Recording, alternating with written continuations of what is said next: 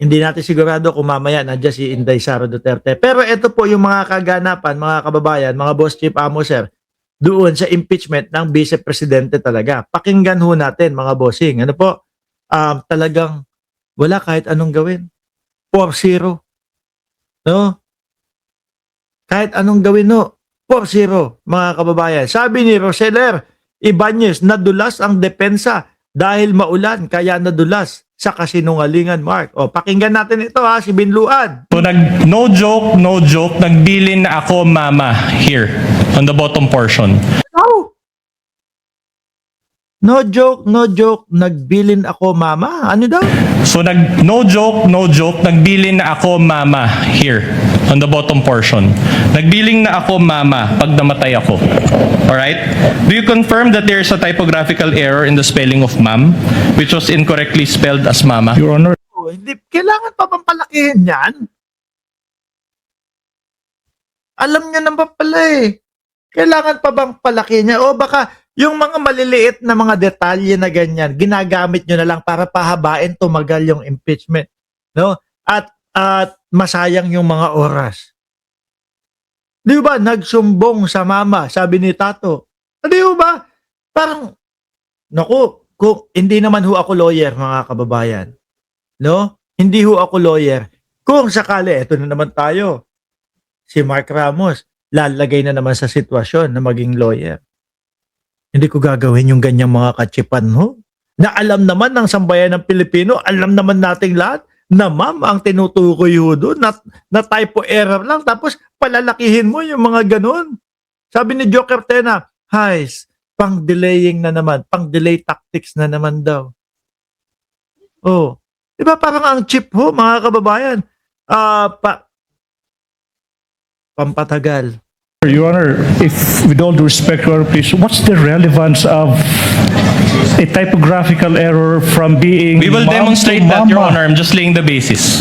What's the relevance? Baka gustong sabihin ng mga baka gustong sabihin po ng mga DDS at yung mga lawyer ng depensa, mga kababayan, ay tingnan mo.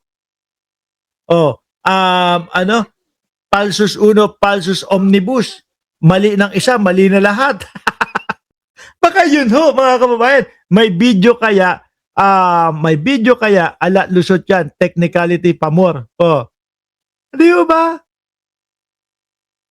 Diyos ko naman. Mama, ma'am, alam naman ng sambayan ng Pilipino. Kaya ho, pinagtatawanan sila eh. Akala ko ho, mga boss chief amo sir, ito pong impeachment na ito, na para sa Vice Presidente, ay magiging napakaseryosong usapin po. Eh hindi! Kaya kita nyo po, 16 versus 1, mga kababayan. 16 at nag-iisa lang po si Atty. Ligutan pa lang, mga boss chief amo sir, ang nagsasalita. Di ba? Tapos wala na sila, nagkakabuhol-buhol na po itong mga depensa ng lawyer. Kung ano-ano na po ang itinatapik, mama, mama. Diyos ko naman. On a short leash, counsel, show the connection and relevance. Can we confirm first, Your Honor, if he confirms that there's a typographical error on Kalilong's affidavit? I think since the signatories here are Agent Kalilong and Attorney Banang Luben, sila ho makakasagot. All right, so he cannot confirm.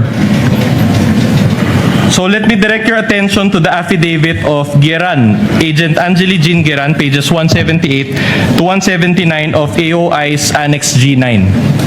Again, let me read from paragraph 5 as well. It says here, can we zoom that portion? No joke, tagbiling na ako mama pag namatay ako. So, do you confirm that there's also a typographical error in the spelling of the word ma'am, which was also incorrectly spelled as mama? Ano ba pinaglalaban itong lawyer na to?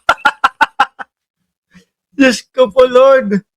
Ganun ba kababaw, kahina, at kawalang utak ang mga Pilipino? Para yung ganyang pagkaliit-liit na bagay, patagalin. Mama talaga sabi ni Shiro Kansaki. Can ask the one who signed this affidavit, sir. So you cannot confirm also? You ask, you can Alright. ask, Your Honor, the one who signed. One last Ako ho, hindi ako abogado, mga kababayan. Ano po, kayo din, hindi naman, karamihan sa atin, hindi naman po abogado. Pero naiintindihan natin na yung mga maliliit na bagay na hindi naman dapat binibigyang diin sa mga ganitong hearing, yun ang tinatarget nitong mga depensa ni Sara. pages 199 to 200 of Annex G9 as well. This is now the affidavit of Priya Asuncion. Can I go to paragraph 5 also? Oh, no joke, no joke. Nagbili na ako, mama. Can you also confirm that there's a typographical error in the spelling of... Yeah. So ano ba gustong palabasin ni Sir? No?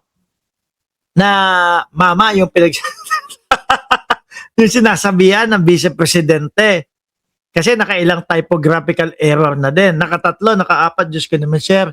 Alam naman natin sa lahat na ma'am ang ibig sabihin niyan. Ma'am, which was also incorrectly spelled as mama. Diyos ko, kaya pala sinasabi, may nagbanggit sa akin dito. Sinasabi daw po ni Attorney Panelo na pinapapalitan daw ni Attorney Panelo, no, mga boss pa mo, Sir, yung depensa nitong si Vice Presidente. Kasi ramdam niya na, ramdam niya na mahinang dumipensa, mga kababayan. Wala talagang depensa. Kaya tingnan nyo, nakaano lang doon sa mama. Nakapunto lang siya doon sa mama.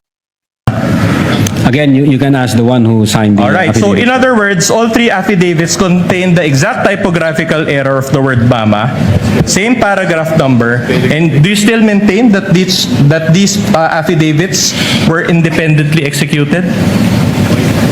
Mr. Presiding Officer. Ano gusto niyang palabasin? Na may nag-uutos, may nagsasabi? Dahil lang doon sa typographical error?